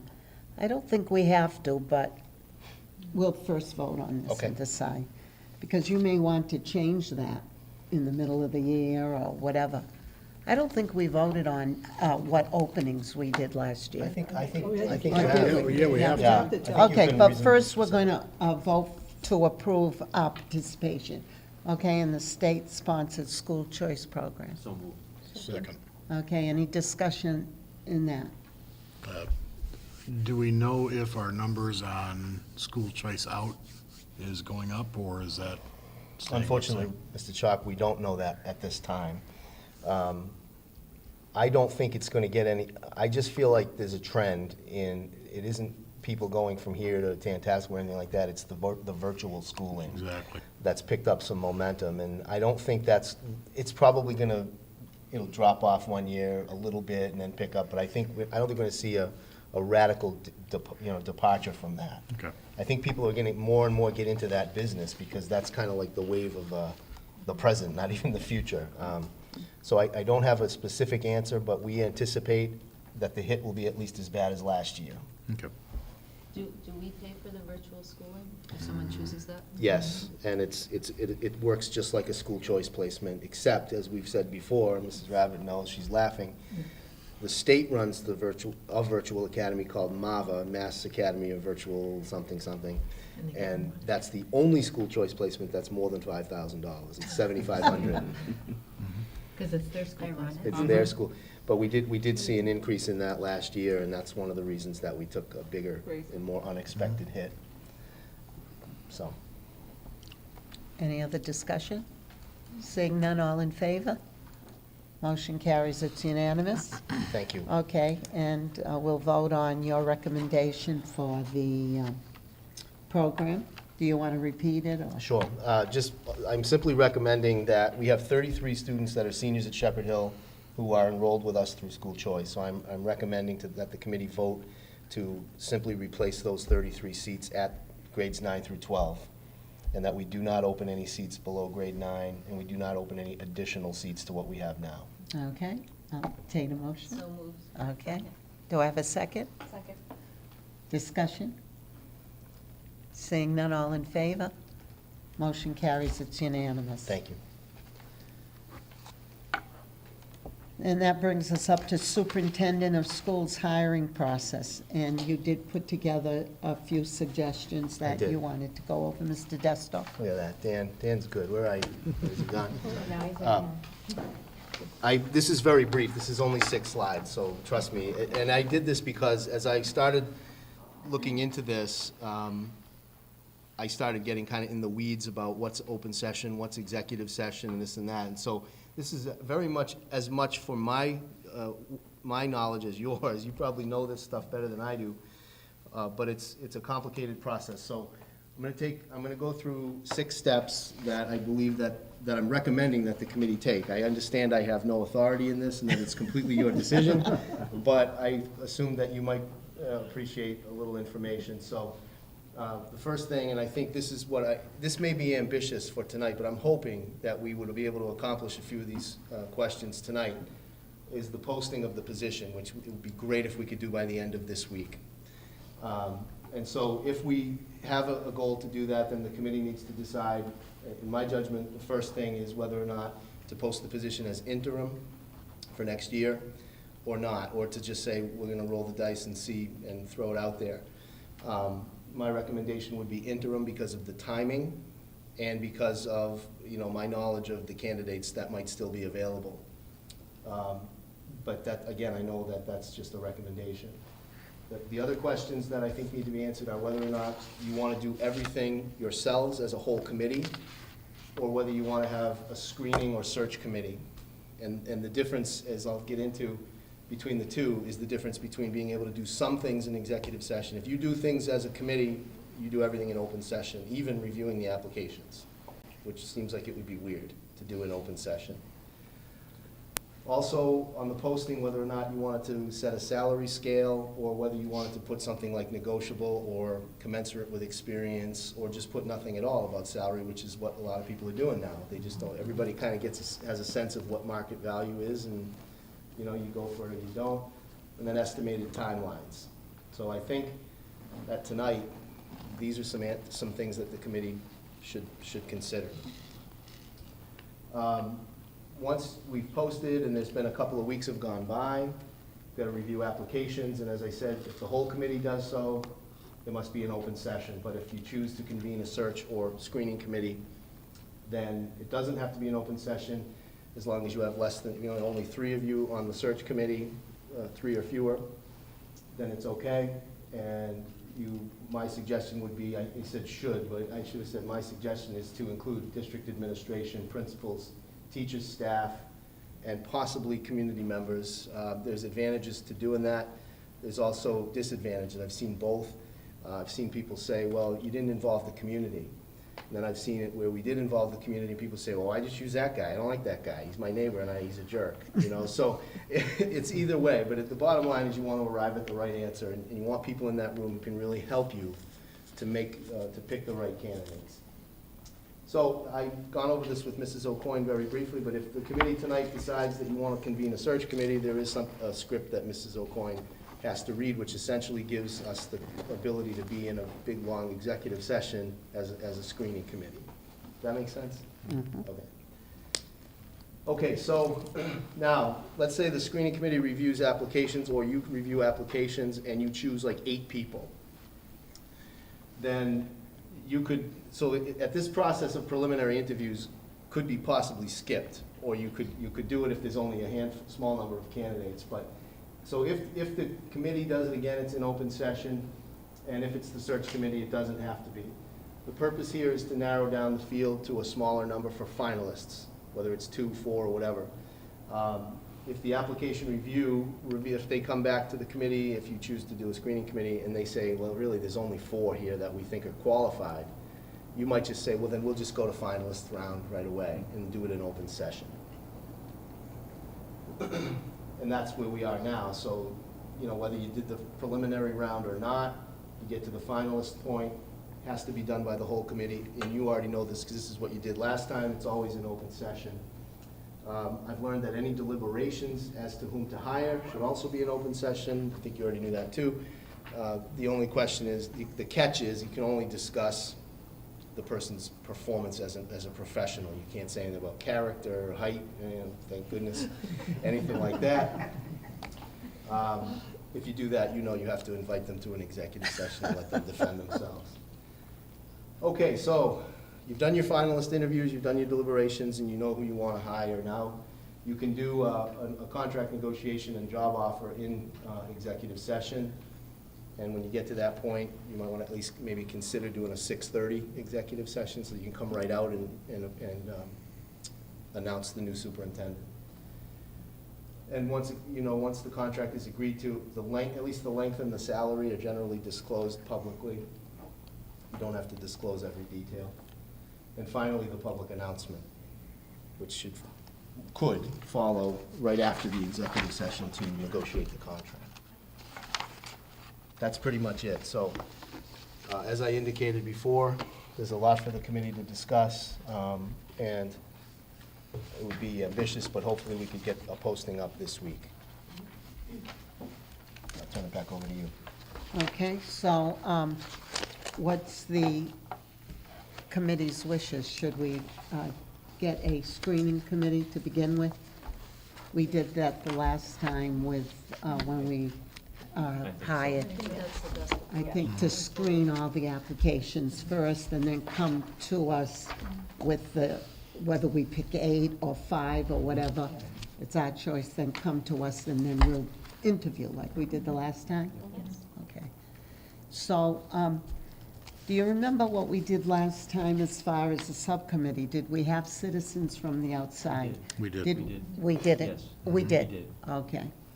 And we naturally will have probably administrators, so it's up to us. So you want to throw out your suggestions, who you would like on the subcommittee, screening committee? I know myself, and Mrs. Reed, we weren't on the screening committee, so I can't speak to who was that, who comprised that. Yeah, I So, wasn't remember? either, but, Ray and Joe myself, and I. just us, right? and who, do you remember who, you had as citizens, how many, do you remember? Was that Jean? Yep. Gene Tilley. Jean Tilley? I think she was She the only one? I think she was. I know we had a teacher. Mhm. We had, I'd have to look. Yeah. Kathy had read that story. Yeah. Do you remember Yeah. all, the total screening committee, how many? wanna You don't say- want it too large. be- See, I want to say like 8. There's 8, I think it was 8 Right? total, yeah. Yeah. So you, me, Kathy, Jean, I can't remember, Yeah. there was, 2 or 3 teachers, I believe. So 7 or 8. So could what do do you that again. think of the number? Should be an odd I think number. we should think of who should be on the committee Okay. first, so we Should should be an odd number. obviously, Administrator, I think, yes. right, school administrator, was the- So we teacher. need, we need somebody from central office, and I assume Mr. Matthew Right. because of the role that he plays. If I could make a suggestion, thinking about,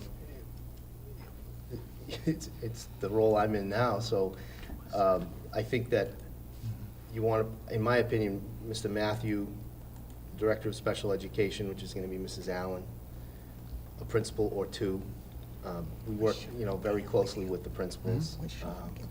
I could contact Kevin Foley if we wanted to nominate a couple of teachers, or a teacher and a counselor, or just 2 staff, 2 union members.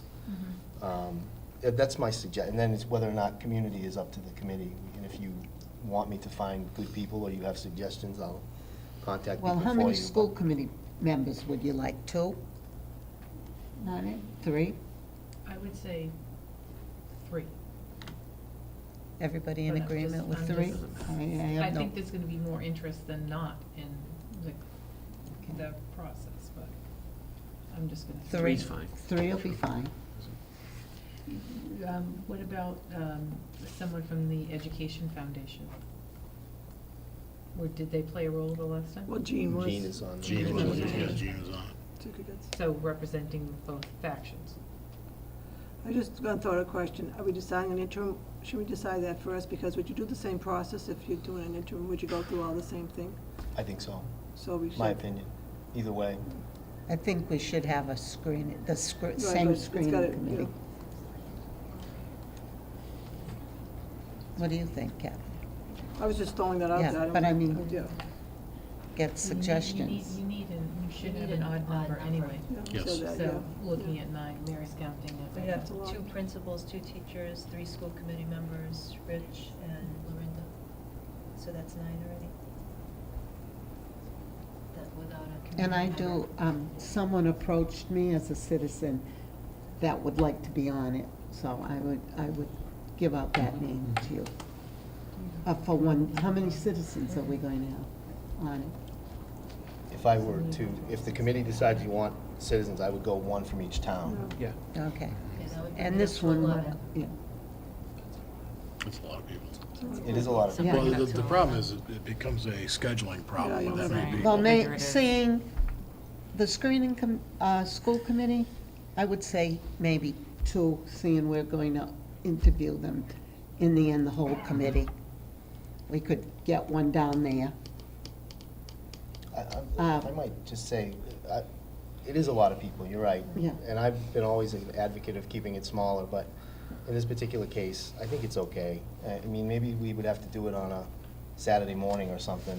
It may only be 1 time that they get together to review the applications. If they only send forward 4 or 5 to the school 4 or 5 committee, then there's meetings. only gonna be, Yeah. that's gonna be their only Because they're not gonna responsibility. do the interviewing, they're gonna screen Right. them down for the whole committee. Right. We're going to do the hiring. Right, unless they That's, can't decide between 8 or 10, and then the committee could say, well, you stay together then and do those first interviews, but it's probably gonna be 1 meeting Yeah, for I the don't school. think I want to say, though, We had a few we had meetings. multiple We did. meetings, because Did you? one was, we had a lot of applicants. We had to just sit in the tables and go through all the applications and go, weed it down to 10. Once we got that done, we had a meeting just on what questions we're going to ask for No, that's interviews. true, yeah, okay. At that point, we weeded that down to 4. So there was 4 or 5 meetings that we had to get put together to do it. Okay, It'd be great if you could do it in 1, but yeah, I well, don't think, it I would don't be a think long you- one, I don't think you'd be able to. yeah, okay.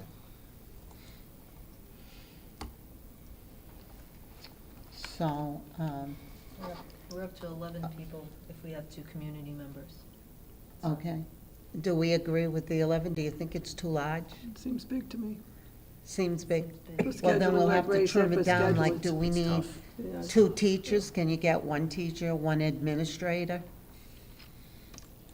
Instead of getting 2? I mean, it's up to the whole committee. I'm not going to, I can't remember. Kathy, how would you? I think 11's too much, because you'll Okay, never get them all so to how do. would you trim it down here? You, me. Because Kathy. we just said, I'd say one administrator, one teacher. okay, one administrator and one teacher. Was that down to now, 7, Nine. 8, 9, but didn't we take off one school committee Oh, too? was that agreed to? I don't know. And We the got to- person that approached me is an Ed Foundation member, Kristen Mayotte, Okay. so she's in, So if you're looking at doing this, then I think if you're limiting it to one person representing, a particular category of something, then I think you need to look at the category nominating the person that they want to serve on the committee. So that's just my thing. So if you have 7 principals, I think the principals amongst them should decide who's representing their voice, because they can have an Yeah, that opportunity would to be- ask their questions. The same thing with the teachers. If people submit to Mr. Foley that they want to be on the committee, and then, there is a choice made from that versus, I think the hardest thing, and the reason why the number gets big, is that people want to be able to have a contribution to the process. And I think that that's where you have a great interest Right. in participating in it. So that's just my, my Right. opinion, is that we Yeah. need to I make mean, sure that people's voices. The number could work. I think you just have to be right up front and open in the first meeting and say, listen, we're gonna have to make the schedule, you're just gonna have to be here for that schedule. Right. And if you don't think you can, then on to the next person who might be able to. So what you're suggesting is plotting out that these are the meeting dates that are gonna be involved in being part of And the if search you- committee, and if you can make these meeting dates, then Set you a, can set a put schedule your right name off in. the bat, and I think that's a good approach to it. okay, Mary, what do you have? 2 committee members? Yeah. Did we say 2 committee members? Yeah. now? Okay. So we have, right now I have 2 principals. Are we making We're that going one? to say 1. Okay, so. If we one- want to make it smaller, and then if you don't agree to it, well, we'll So go we back. have 1 principal, 1 teacher, 2 committee members, 1 administrator, and 2 community members. Right. okay. Does 7. everyone That's 7. agree to this? Can you just, once again, say the whole thing again, like Sure. who it's gonna be? Okay, 1 principal, 1 teacher, 2 school committee members, 1 administrator, and 2 community members, One from Dudley and one from Charlton. which makes 7. So here's what we had the last time. It was 3 teachers, 2 administrators, I'm sorry, 3 administrators. What was this one? 2 of them, 2 from the outside, 2 school committee members, and 1 student. Oh, Lucas. good. That's right. And that gave you a total of That 5, gave us a 8, total of 11. 11. I think we think we need to go back. But I'll tell you what, Lucas was great in the interview. He was, he Absolutely. was. I think, yeah. Want to do the same as we did the last time? Sure, That sounds sure. good. Yes. So we had Three teachers. 3 administrators, 2 Two- school committee members, and a student, And 2 people from the 2 outside. outside. So the outside people should represent 1 from each town? So one of the administrator, because my concern with this is that we lost Mr. Matthew from that list that you had, Mary. And we lost a principal. So, no, we don't have anyone from central office. So that's an administrator, right, under the It's, 3 it'll be administrators. Well, no, when the other one, when we did, we only had a principal, we didn't have an administrator on that list. that Well, Mary this was said said. 3. But this one teachers. does. Yeah, 2 So 3 administrators. administrators can include principals and central office right, staff. anybody, And right. mid. So actually, no, if you do 3 Which administrators. is Well, the Mrs. Nan- Allen, Nancy Mr. Tully was Matthew, one and of them. principal. I'm sorry? Nancy Tully was one of them, so she was from central office, so to say. So Mr. Trefoni was Mr. Trefoni back then? What's that second one there? 2 Out, left? just outside people. Oh, It's my doctor's handwriting. So 3 teachers, Yeah. 2 Jean Tilly all right, Okay. that's 11. 3 admin. and We got Patsy, 3 Patsy administrators. Ridlock. Yeah, 3 administrators, Oh. 2 school committee members, 1 student. 2. That's right, Lucas, that's right. 1 student. And he had some of the best questions going. He really did. And 2 school committee. Still. two are on it, you guys did a good job. Maybe we'll keep, do you agree? Should we keep it this way as we did it the last time, or do you? That's fine. Sure. Do you want to make that recommendation? Go ahead. Okay. She whispered in my ear. I think maybe we should ask for 2 teachers and do 3 school committee. Do what? Do 3 school committee and do 2 teachers. We do have, okay. We could do that. Everybody agree? I agree. I don't, okay. We'll do 2 teachers and 3 school committee. Okay? So for our student, it would be helpful if we have somebody that's a junior. Yeah. That will be here for the administration of this, this person's administration.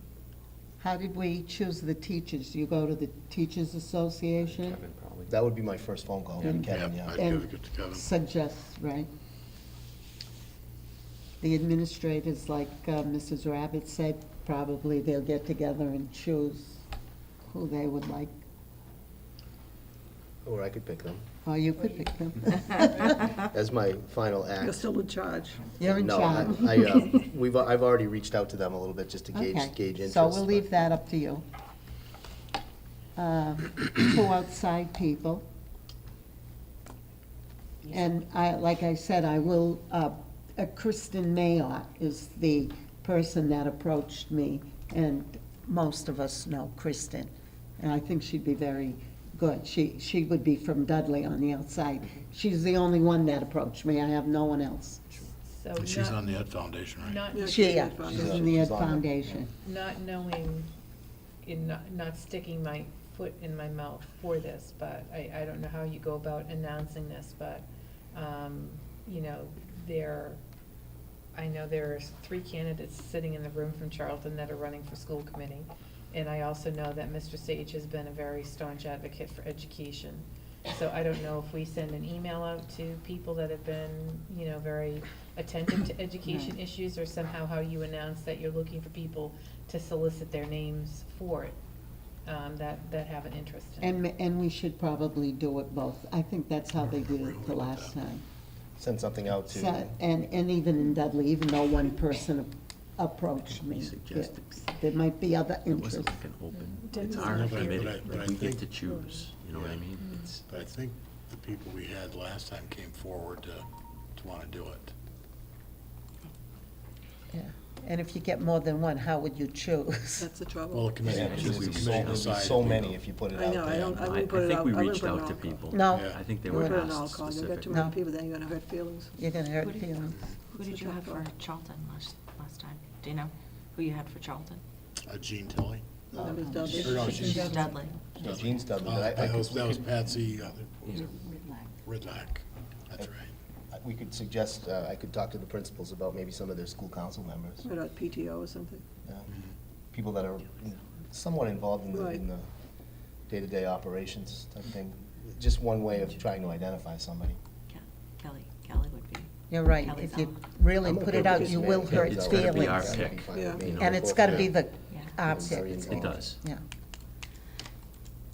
She's actually here in a in my meeting. opinion. The PTO, Charlton PTO happens to be meeting in the I know. cafeteria right now. Go in there and throw out the Wanna- questions. see Somebody what wanna walk happens. down and let them know? Seeing she's in the foundation, Kristen, she probably. I am very comfortable with those 2 names right there. Yeah. Not that I have to be comfortable with it, you have to be comfortable with it, but, so we're looking at 3 school committee members, 2 DCTA, 3 administrators, 2 community members, and 1 student. And in the committee, you trust that I can work with Kevin, work with the administrators, and work with, Yes. Absolutely. with Mr. Chaplin to find the student and identify the right people for Right. that? Yes. Okay. So we have the screening committee, and I'll appoint who is interested in being on the screening committee. Joe's last official act. All right, my last, Thanks, Joe. you're welcome. Okay. So we do, we have three. Joe, and Come back we as a have citizen. Elaine. Oh, okay. Mary, you didn't have your hand. Come on, for old time's sake. Okay, Joe, Elaine, and Stephanie. No, time. So we have the three Okay. members. Thank you, Joe. My wife is going to be thrilled. Hey, it's only for 1 month. So. We'll give you Mrs. back in O'Coin, another 6 weeks. This might be a Maybe. good time to entertain this particular motion to say that you're appointing a Utilizing screening this, committee. yeah. But I gotta change this, so it's 3 school committee. Yeah, no, that's correct, because it just basically says, You don't have to outline Take the numbers, this I out. think you just have to say it's a committee. okay. Just- And then after that, maybe the committee could discuss whether it should be posted as an interim No, position, we've been done that. and whether or not to do a salary range or leave it open-ended. Is that, do we do that in open session or You in can do executive both of session? those things in open session, yes. Because I think that's going to require some discussion. Discussion, But as long as you're not discussing individual people. but I you're think we okay. can do the salary in executive session. Yeah, I just think the interim or go right to hire is something that Greg may have information on that we need to hear about prior to making that commitment at this table. Okay. Okay, well, first, I'll do this. Yep. I'm going to entertain a motion to utilize a search or screening committee made up of no more than 3 school committee members, and additionally, representatives from district administration, teaching staff, and community. And student, I forgot to put that in there. Okay. Staff, student, and community. Because having preliminary screening discussions in an open session will limit the committee's ability to attract the most qualified candidates for the position of superintendent. Okay, do I have a motion? So moved. Okay, second? Second.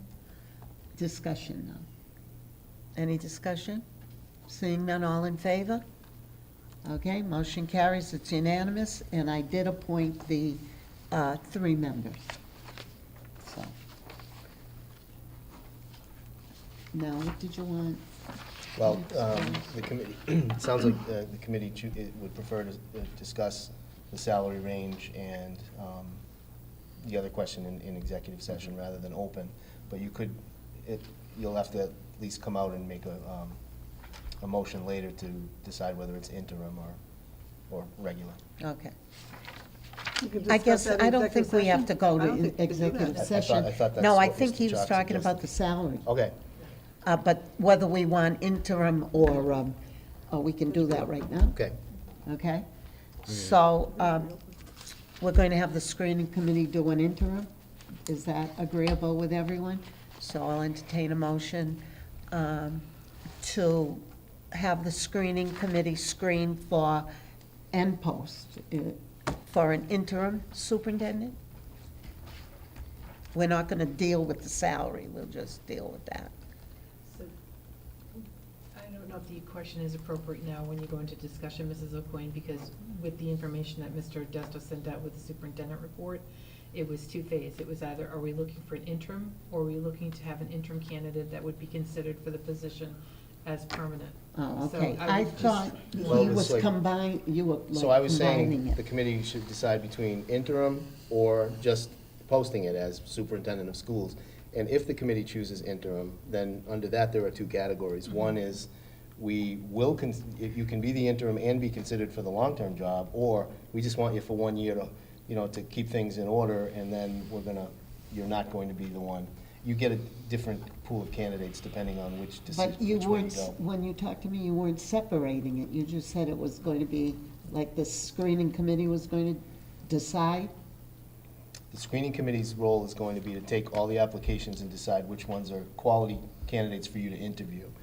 But the question on the table now, I think, should be whether the committee wants to post it as an interim position or a regular Okay, full-time so let's discuss position. that before we make any motion.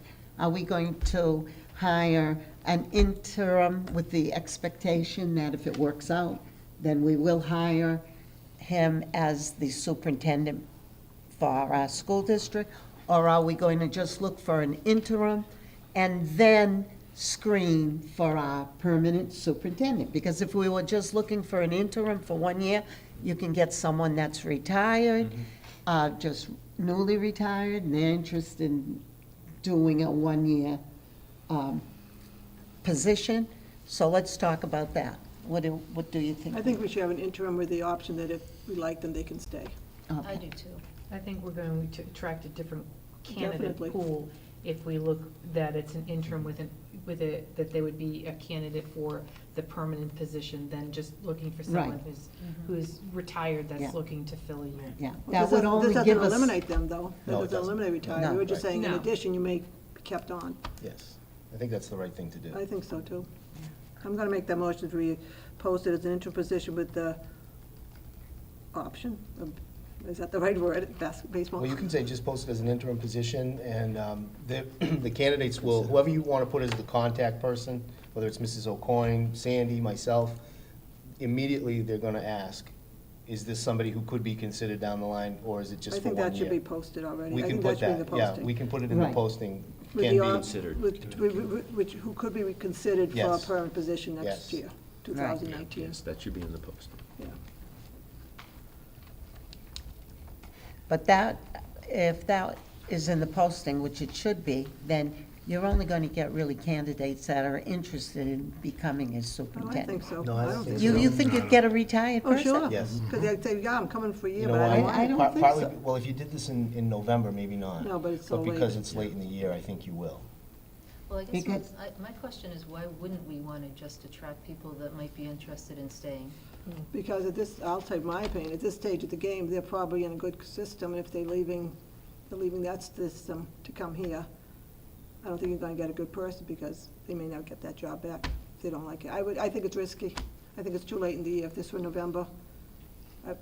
Because by the time they're hired, what are we looking for the hiring? Do we have a deadline for when we wanna hire by June? I mean, You ideally, wanted to do May, didn't you? June 25th or so. Starting date Yeah, would be. I think Good. some people would not It wanna just doesn't leave, make but they would sense if they to had me. enough friends. That I would, we're either going to look for someone we want to hire permanently. I Well, don't the- see the why would a problem is- retired person apply? But all you're saying is we're considering. Right. Like, you're putting in, this is for an interim position, but if we like you, you will be staying.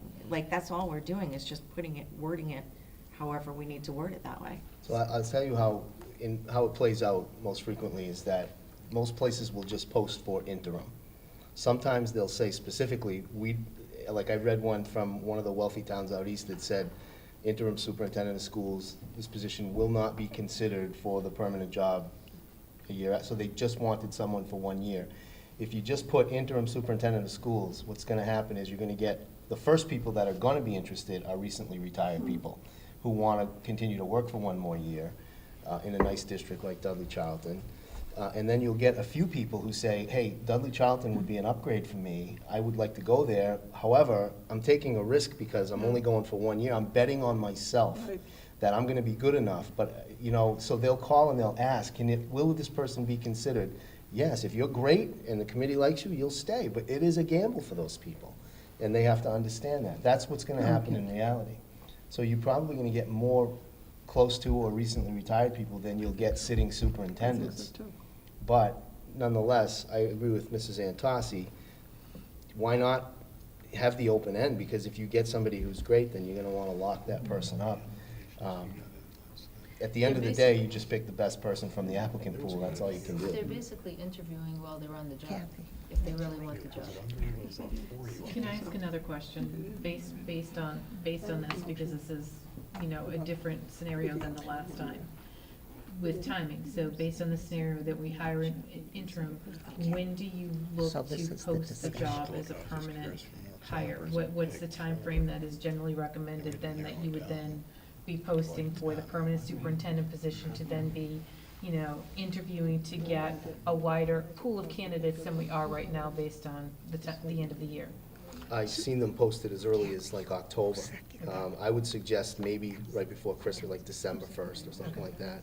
Get the posting, let people figure out their applications over Christmas break, And when you get back in January, your applicant pool is in there, and then you can really hit the road on it, you know? That's probably what I would do. There are some districts that go a lot earlier than that, though. So we'll get into more of a discussion. Kathy did make a motion, but I never heard a second. So Kathy, repeat your motion. Because we do have a motion on the floor with no second. Yeah, we did that. Okay, Thanks. to post the superintendent vacancy as an interim position, stating the option of being considered for the following year. Was that your motion? Yeah. Okay. Do I have a second to Kathy's motion? No And second. and the only reason why is because I'm uncomfortable with the wording. Yeah, I think I said it different, with the, I think you said it differently, too. So they the were consideration for Permanent hire. permanent hire would be in considered for permanent 2019. hire. Yeah. In 2019. Or would be a candidate for the permanent position when For voted. consideration. Right. Candidate for consideration. So if we can just change the wording, I think you'll get your second. But I also think you're Kathy, going to. think about it, Oh, because no, you're good. that- pretty yeah, good. well, she- You're going to get a pool of applicants that are not superintendents, but are qualified for it also. I was just asking Sandy, do you remember how many applications we had, Joe? We had a Oh, lot. yeah. And it was not local, we had a lot from all over the country. And of course, we weeded out what we had to get to, but there was a lot more other than sitting or past superintendents.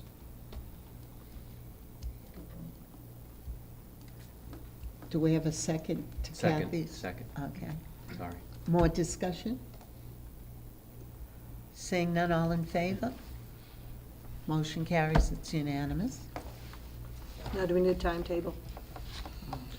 I mean, should there be a limit? Or what are you gonna say in the application when they do by? The applications should be due 2 or 3 weeks after the posting, so we can push it forward, go 2.5 weeks or something like that. And then, just when it says start date, I would recommend June 25th. I think that's a Monday. Through the chair, do we have the job description? We have the old one, so if there's anything that people want to change about that, you could let me know. But I think, in reality, it probably covers what you actually do is so different from anything on paper sometimes. Can you send it back out again so we can take a look at it? Yeah. Please? And you want to post by the end of the week, is that? If possible, if we could get up before the weekend, it seems like the weekend is a good time for people to start looking things over. Okay, anything else? So we have a good start. And we have our screening committee. All right, so- Congratulations. I think you've done the right thing. We'll send out, we'll start working on the composition of that committee, and I'll send the job description out in case anybody wants to make any additions or deletions. That would be nice, a couple of deletions from it. Okay, Southern Worcester County Educational Collaborative, FY 2018, second quarter report, and we did get it. Did everyone get it in their packet? Okay, and any question, we don't have to vote on it, but any questions? Anybody have any questions? Okay, and this evening, we do have a warrant, and if you haven't signed it, you can. Next meeting dates. School committee meetings, Wednesday, May 9th, Shepherd Hill Regional High School, 7 p.m. Wednesday, May 23rd, Charlton Middle School, 7 p.m. Budget and Finance Subcommittee, Wednesday, May 9th, and that will be at the district office, and it will take place at 5 p.m. Future agenda items, FY 2019 budget, strategic plan, superintendent hiring. Anyone else would like to add? The auditorium naming. In the May 9th meeting, we'll be introducing a new school committee member from Charlton. Yeah, No, Dudley's in June. Dudley won't be until June. When do we set the last day of school officially? Probably should do that at the next meeting. We're gonna With the re-even. understanding that we could be jinxing ourselves. Could be a power outage or something, but. Yeah. Okay, before I enter into executive session this evening, we are going to honor Ray and Joe, and thank you, Ray and Joe, for all your dedication to our school district. No matter what difficult decisions you ever had to make, Joe's not done. he's going to be done, but we're honoring both of you. Oh, no. We're doing it this evening. We don't want to do it Can I twice. withdraw my participation in the search committee? Joe, you're out. We'll do it again, Joe. No. I'll tell you, you are presenting, right? You said to both of them, so that's why That's fine. I'm including you, Joe. But we'll do it again. No, it's fine. You don't want the dust to pile up on the chair, you know? Right. And we're saving money. We're only buying refreshments. Nice. Once, that's right. That's exactly it right there. That's what, exactly. That's how Mr. Chalk and I would want it. Absolutely, absolutely. No matter what hard decisions you guys made, you always kept those kids in the forefront. They were always first in your hearts. And we're going to really miss you. Thank you. Thank you. So, best wishes. Thank you. I'm